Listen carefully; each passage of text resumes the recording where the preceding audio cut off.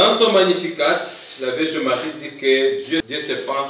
Dans ce Magnificat, la Vierge Marie dit que Dieu se penche sur les humbles servants et serviteurs.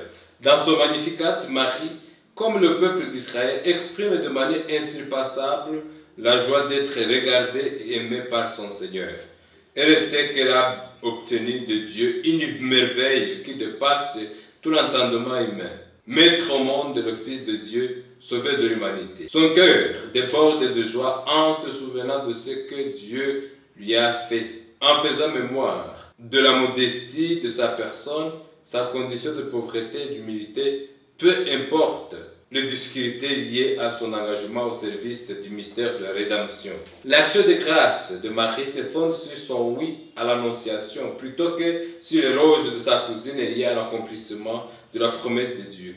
Ainsi, Marie, fille d'Adam, donna à la parole de Dieu son consentement, devint mère de Jésus et épousa de plein cœur, sans qu'un nul péché ne la retienne, la volonté de Dieu de salut, se livra lui-même intégralement comme la servante du Seigneur, à la personne et à l'œuvre de son Fils, pour servir de sa dépendance avec lui, par la grâce de Dieu Tout-Puissant, au mystère de rédemption. Marie n'avait pas encore mis au monde quand elle chanta le Magnificat. L'élan de son cœur était souvent par expérience qui ne trompe pas. Elle croyait fermement que Dieu fera ce qu'il lui a dit. Marie porte un regard sur elle et s'émerveille. Elle se réjouit de se retourner si grande aux yeux du Puissant, si heureuse et pleine de grâce, alors qu'elle se considérait comme pauvre et simple servante du Seigneur.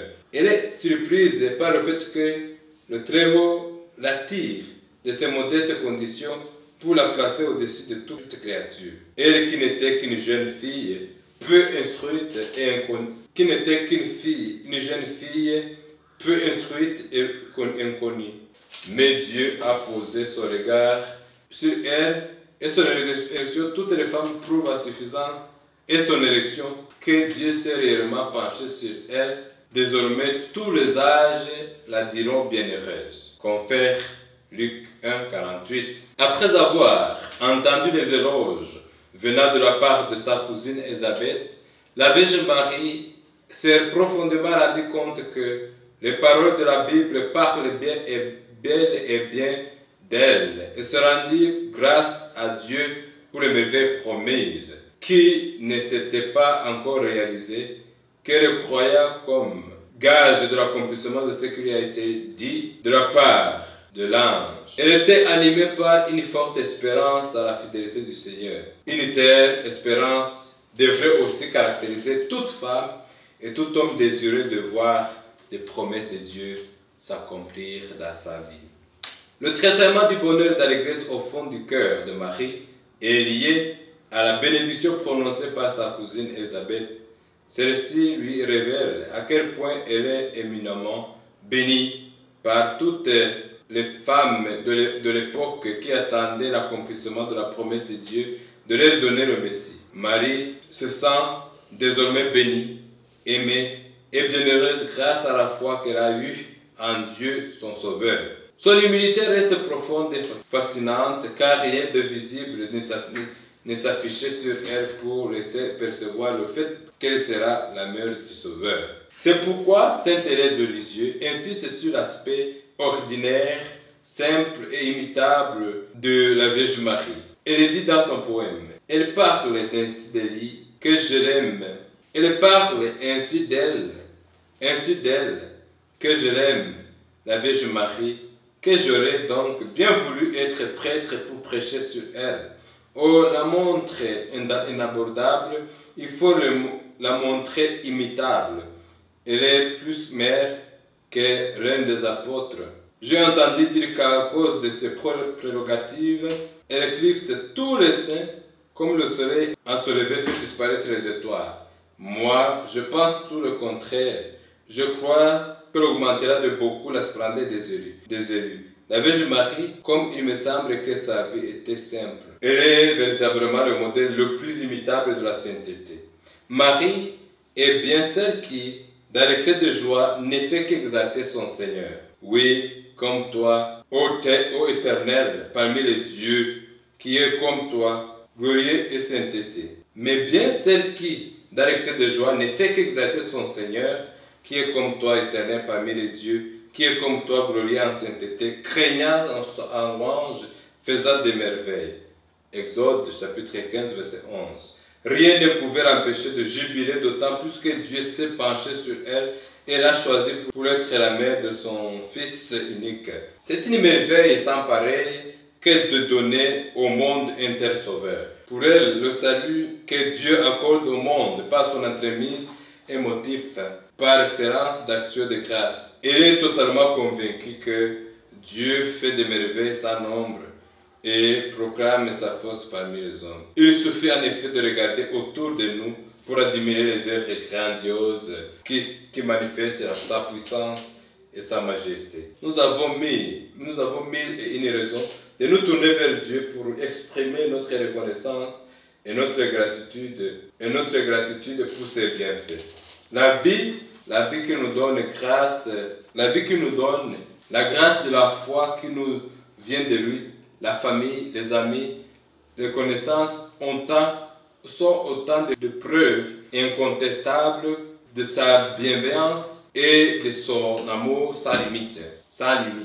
Toutes les actions du Seigneur concourent au bien de ceux qu'il aime, et c'est bien la Vierge Marie qui nous convainc par son attitude imbue de louange et d'action de grâce émanant de son humilité et de sa pauvreté. C'est toute sa personne, son âme, son cœur, sa force et son intelligence qui loue et magnifie le Seigneur Dieu qui a fait des merveilles que toute la terre connaît.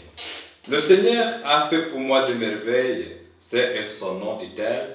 En récitant et en méditant régulièrement ce verset du Cantique de Marie, il nous conduira peu à peu à la contemplation des œuvres et des merveilles du Créateur dans et pour ses créatures, et nous permettra de reconnaître la sainteté de son nom.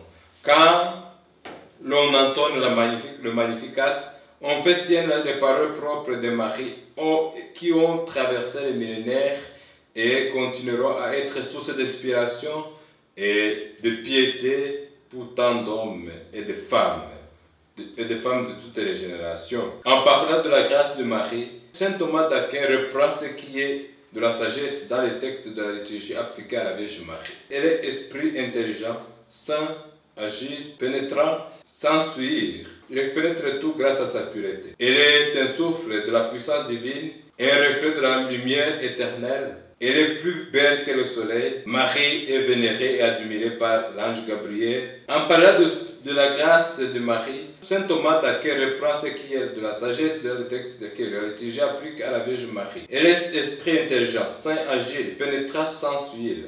Elle pénètre tout grâce à sa pureté. Elle est un souffle de la puissance divine et un reflet de la lumière éternelle. Elle est plus belle que le soleil. Marie est vénérée et admirée par l'ange Gabriel parce que la grâce qui est en elle, la place au-dessus de tous les anges. À leur tour, les hommes sont appelés à contempler la gloire de Dieu, la gloire de Marie, et à chanter les merveilles de Dieu à chaque moment qu'ils reprennent son cantique. Ils sont convenus que dans ce cantique s'y cache aussi une inspiration plus profonde et demande qu'elle accorde la foi avec laquelle elle avait exprimé à Aïkarim son chant d'action de grâce, elle, la mère de Dieu incarnée. L'obtention de la grâce d'une participation active et particulière à la foi de Marie permet de faire jaillir du cœur la joie d'être le bénéficiaire privilégié des merveilles du Seigneur. Chanter avec la grâce, chanter avec la Vierge Marie les merveilles du Seigneur suscite dans le tréfonds du cœur des chrétiens un désir profond de découvrir dans leur vie et histoire les grandes merveilles enfouies dans leur âme. Il est toujours recommandé de s'approprier de ces paroles qui nous redisent la bonté, la miséricorde et la bienveillance du Seigneur. Entamer avec les paroles qui reconnaissent, chanter avec la Vierge Marie, les merveilles du Seigneur suscitent dans le tréfonds du cœur des chrétiens un désir profond de découvrir dans leur vie et histoire les grandes merveilles enfouies dans leur âme. Il est toujours recommandé de s'approprier de ces paroles qui nous redisent la bonté, la miséricorde et la bienveillance du Seigneur, avec des paroles qui reconnaissent la grandeur et les merveilles de Dieu. Tout le cantique revient sur les exploits du Seigneur, notamment la miséricorde et la bienveillance du Seigneur. Entamé avec des paroles qui reconnaissent la grandeur et les merveilles de Dieu, tout le cantique revient sur les exploits du Seigneur, notamment son amour et sa miséricorde qui sont merveilles par excellence. Il a traversé plusieurs siècles et il est proposé aux chrétiens en vue de leur connaissance spirituelle. À nous d'imiter la Vierge Marie, cette mère qui nous aime et qui nous aide à bien prier, à cheminer dans notre voie, à cheminer en état chrétien. Clôturons notre conférence avec cette prière. Gardez-moi un cœur d'enfant, Sainte Marie, Mère de Dieu, gardez-moi un cœur d'enfant, pur et transparent comme une source. Tenez-moi un cœur simple qui ne savoure pas la tristesse. Un cœur magnifique, assez donné, tendre à la compassion, un cœur fidèle et généreux, qui n'oublie aucun bien et ne tient de rancune d'aucun mal. Faites-moi un cœur doux et humble. Faites-moi un cœur doux et humble, aimant sans demander de retour, joyeux de s'effacer dans un autre cœur. Devant votre divin Fils, un cœur grand et indomptable, qu'aucune ingratitude ne ferme, qu'aucune indifférence ne lasse, un cœur tourmenté par la gloire de Jésus-Christ, blessé de son amour et de la plaie ne guérisse qu'au ciel. Le Père Léonce de Grand Maison. Le Seigneur soit avec vous. Que Dieu Tout-Puissant, bon amour et miséricordieux vous bénisse. Amis et enfants de la Vierge Marie, soyons des personnes qui mettent Dieu en avant, contemplons ses merveilles et que ces récits soient le motif vrai et fondé de l'adorer et de le servir dans notre vie de chaque jour. Amen.